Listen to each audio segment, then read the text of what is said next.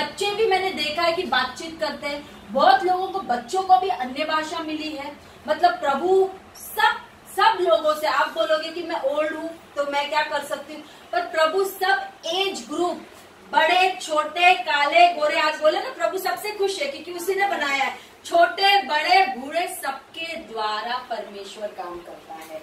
आमीन। तो सुनीता बहन है, ये एक बहन को मोना दीदी ने बताया यीशु के बारे में। ये एक बहन ने पूरी बस्ती में बताया और पूरी बस्ती में परमेश्वर का उजाला आया। आमीन। तो आज हम लोग वही लाइन पे थोड़ा बहुत बांटेंगे जो परमेश्वर ने बताया।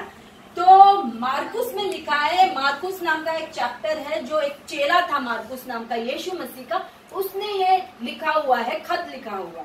तो वहां पे 16 में 15 भाग जो है उसमें ये लिखा है। तो यीशु जब लास्ट में जब जिंदा हुए, आपको मालूम है यीशु मसीह को गाड़ा गया था, वो जिंदा हुए, उसके बाद 40 दिन चेलों के साथ थे।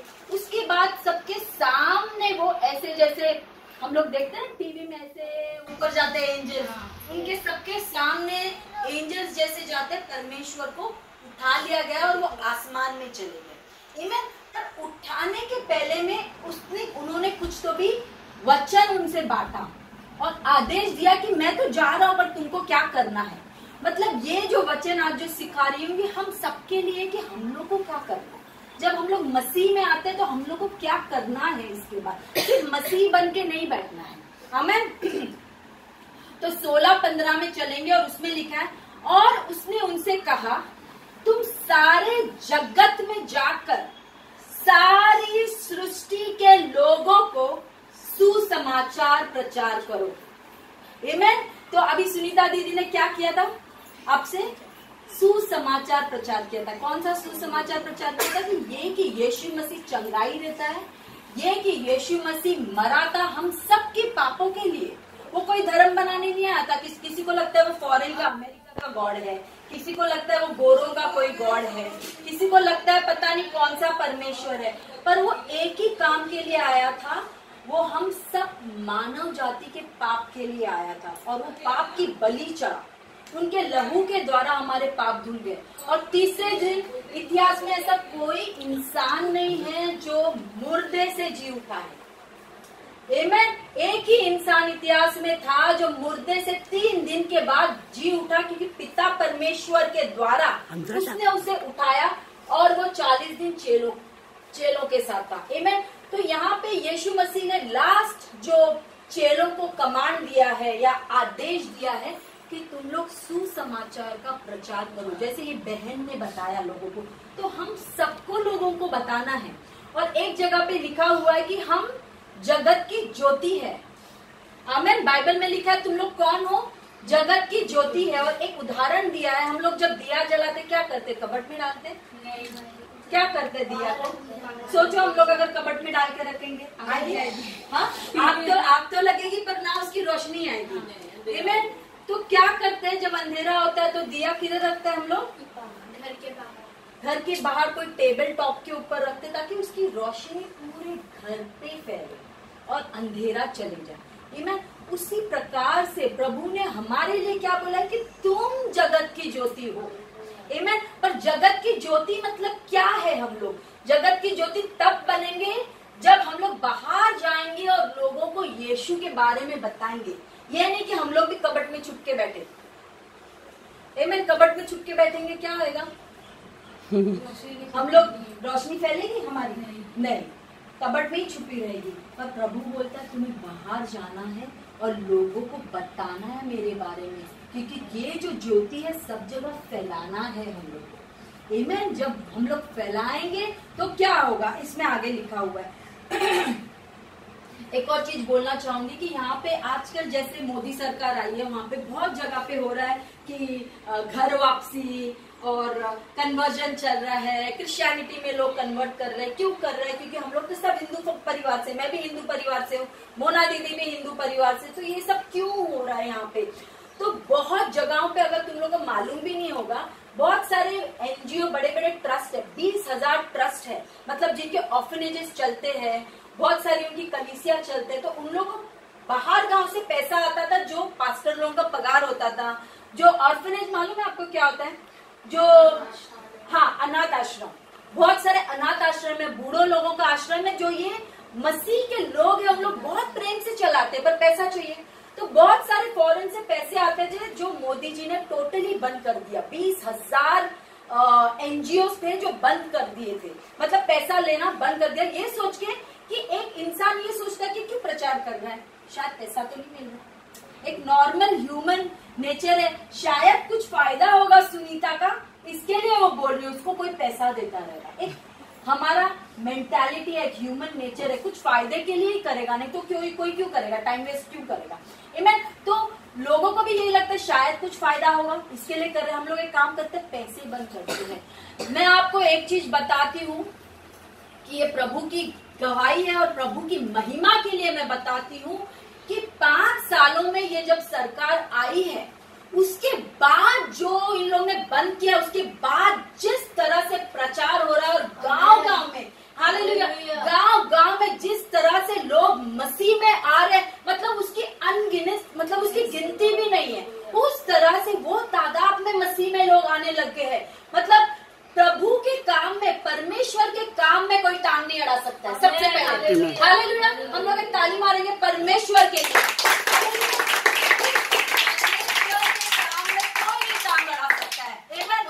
उनको लगा कि शायद पैसे बंद करेंगे तो बंद होएगा, नहीं। परमेश्वर को पैसे वैसे की कोई परवाह नहीं। जब उसकी ताकत और उसका सामर्थ जब चलने लग जाता है, पीछे मुड़ने की कोई जरूरत नहीं है। आमीन। तो हम लोग जब प्रचार करते हैं, हम लोग कोई फायदे के लिए नहीं करते, हमें मालूम है लोगों को चंगाई मिलती है, हमें मालूम है लोगों को छुटकारा मिलता है। क्योंकि मुझे भी छुटकारा मिला था बहुत सारी चीजों से। मेरे हस्बैंड ने, वो भी सिंधी फैमिली से आते हैं, उनको भी छुटकारा मिला था बहुत सारी चीजों से। इसके लिए आए क्योंकि गांव-गांव में इतना हो रहा है, क्योंकि लोग तांत्रिक के पास जाते हैं। एक तांत्रिक बाबा कुछ एक चंगाई या कुछ देता है तो 10 चीजें शैतान छीन लेता है। बहुत लोगों की बीमारियां जो सालों से चल रही है, प्रभु यीशु के दरबार में आके उनको चुटकी में चंगाई मिल जाती है। मतलब वो सबसे बेस्ट डॉक्टर है, तो लोग क्यों नहीं आएंगे यीशु में। आमीन। तो सचमुच परमेश्वर का काम हो रहा है, सचमुच परमेश्वर चंगाई कर रहा है, और सचमुच यीशु मसीह जिंदा परमेश्वर है। हालेलुया, जिंदा परमेश्वर है, और मरा हुआ परमेश्वर नहीं है। इसके लिए जब यीशु मसीह इस दुनिया में थे तो किसी ने उसकी तस्वीर नहीं बनाई। वो टाइम पे तो फोटो नहीं थे, जैसे सेल्फी हम लोग आज निकालते हैं, वो जमाने में फोटो कैमराज नहीं था, पर चित्रकार तो थे, है ना। पर किसी पिता परमेश्वर ने किसी को उसका चित्र बनाने ही नहीं दिया, क्योंकि अगर उसका चित्र शायद बन जाता था तो उसकी भी फोटो घर घर पे लगती थी और उसकी पूजा पाठ होती थी। आमीन। क्यों? क्योंकि सब जगह पे लोगों को यही चाहिए, कुछ तो भी एक हम लोग मूर्ति में विश्वास करें, या कोई पेंटिंग में विश्वास करें, या कोई फ्रेम है फोटो लगा दी उसमें विश्वास करें। आमीन। पर परमेश्वर का वचन कहता है कि ऐसा समय आया है, पिता परमेश्वर ने बोला ऐसा समय अभी आ रहा है कि हर एक लोग आत्मा के द्वारा परमेश्वर की स्तुति करेंगे और आराधना करेंगे। आमीन। तो हम लोग जब यीशु मसीह में आए और उसका ग्रहण जब किया है, हमारा आत्मा में पुनर्जन्म हुआ। आमीन। आमीन। हम लोग जब आराधना करते, उसकी फोटो को देख के नहीं करते, हम लोग आत्मा के द्वारा उसकी आराधना करते, उसको वर्शिप करते, हम लोग आत्मा की द्वारा लोगों को चंगाई देते, उसकी आत्मा की द्वारा लोगों का बपतिस्मा होता है। आमीन। Hallelujah, thank you Jesus, thank you Lord. अभी 16 पढ़ेंगे। 16 में ये लिखा है, जो विश्वास करे और बपतिस्मा ले उसी का उद्धार होगा, परंतु जो विश्वास न करे वो दोषी ठहराया जाएगा। इसका मतलब ये है कि जब यीशु मसीह के ऊपर आप विश्वास करोगे और पानी का बपतिस्मा लोगे तो आपका नया जन्म होगा। बहुत लोगों ने बोला कि अगर पानी का बपतिस्मा नहीं लोगे तो आपका नया जन्म नहीं होगा, पर ये स्क्रिप्चर ये नहीं बता रहा है, क्योंकि यहाँ पे आगे ये लिखा है कि जो विश्वास नहीं करेगा वो दोषी, उसके ऊपर न्याय होगा। आमीन। हम लोग एक दूसरे को बोलेंगे कि चल तू बच गई, बोलो एक दूसरे को तू बच गई है, तुम लोग बच गए हो सारे। क्यों तुम लोग सब लोग बच गए हो? क्योंकि तुम लोग यीशु मसीह में विश्वास करते हैं। आमीन।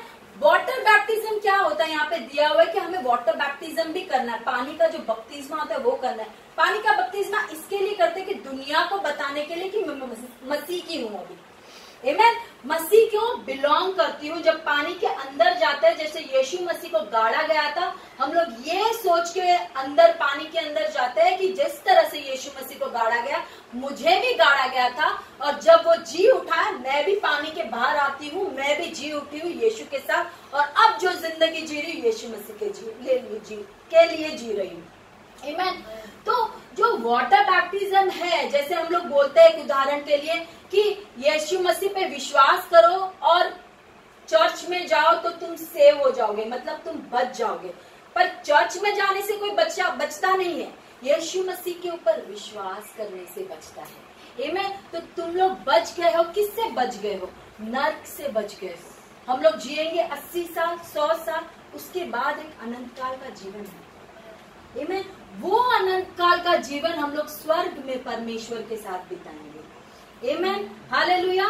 तो वाटर बैप्टिज्म भी करना है बहुत लोगों को। अगर आपको नॉलेज नहीं रहेगा, किसी को वाटर बैप्टिज्म लेना है, तो वो मोना दीदी को बोल सकते हैं, हम लोग करा सकते हैं उनका वाटर बैप्टिज्म। पर आप सेव्ड हो, किससे? अंधकार से सेव्ड हो, नर्क से सेव्ड हो। वहां पे नहीं जाओगे क्योंकि आपने यीशु मसीह को धारण किया। Hallelujah. Thank you Jesus.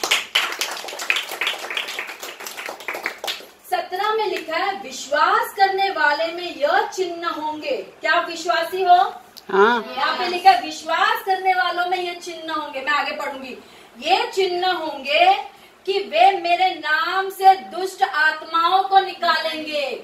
Hallelujah. किसके नाम से हम लोग दुष्ट आत्माओं को निकालेंगे? यीशु के नाम से। अगर आपको मालूम नहीं है कि इस दुनिया में 2 राज्य है, एक परमेश्वर का राज्य है और एक शैतान का राज्य है।